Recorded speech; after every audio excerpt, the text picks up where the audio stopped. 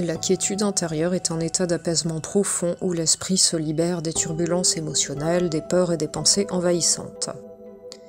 Elle se manifeste par une stabilité et un détachement vis-à-vis des préoccupations quotidiennes. Celui qui atteint cet état ne se laisse plus gouverner par l'inquiétude ou le regret, mais adopte une posture d'acceptation face à la vie.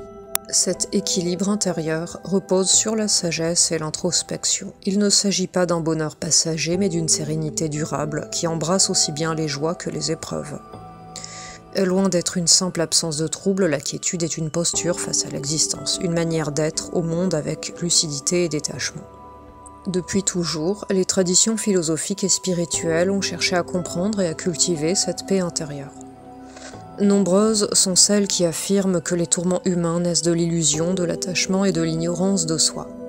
Atteindre la quiétude intérieure a souvent été assimilé à un voyage initiatique. Pour certains, c'est accéder au nirvana, pour d'autres, c'est s'ouvrir à la grâce divine ou trouver l'équilibre ultime. Paradoxalement, plus on s'efforce de la saisir, plus elle semble nous échapper. Elle s'invite à celui qui sait lâcher prise et abandonner le contrôle absolu sur son existence. D'un point de vue philosophique, la quiétude intérieure est un état idéal recherché depuis l'Antiquité. Les penseurs grecs, notamment, ont longuement exploré cette notion à travers l'ataraxie, un état d'imperturbabilité face aux aléas de la vie. Épicure voyait en elle l'aboutissement de la sagesse. Il prônait une vie simple fondée sur le plaisir mesuré et l'acceptation de la douleur inévitable.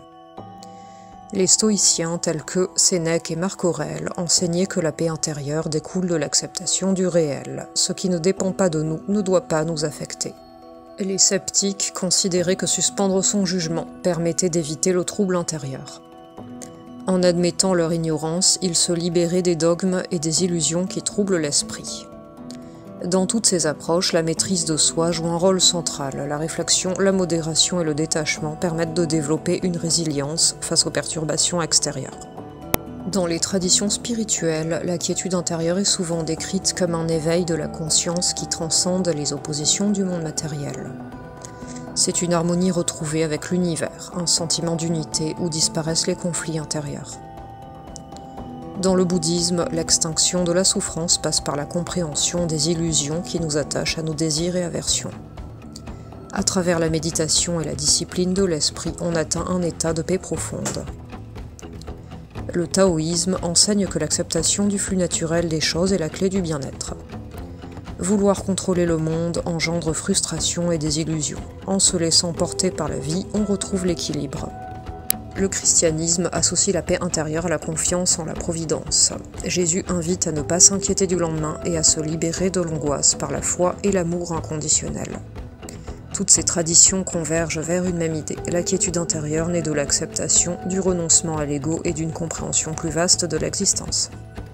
Si la sérénité absolue reste une utopie, il est possible d'en approcher l'essence en adoptant certaines pratiques. Se connaître soi-même, la compréhension de ses pensées et émotions permet de mieux gérer ses réactions et de ne plus se laisser submerger.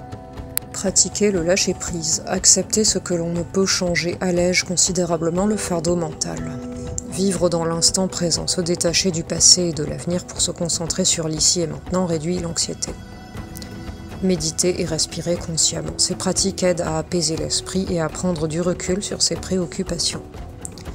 Cultiver la bienveillance, une attitude compatissante envers soi-même et les autres favorise une paix intérieure et durable. La quiétude intérieure n'est pas une fuite du monde, mais une manière plus harmonieuse de l'habiter. Elle ne signifie pas indifférence, mais sagesse dans l'action. Ceux qui l'approchent ne renoncent pas à s'indigner ou à agir, mais ils le font avec recul et discernement. Enfin, une société où règne la paix intérieure est plus équilibrée. Chacun y trouve sa place dans l'écoute et le respect de l'autre.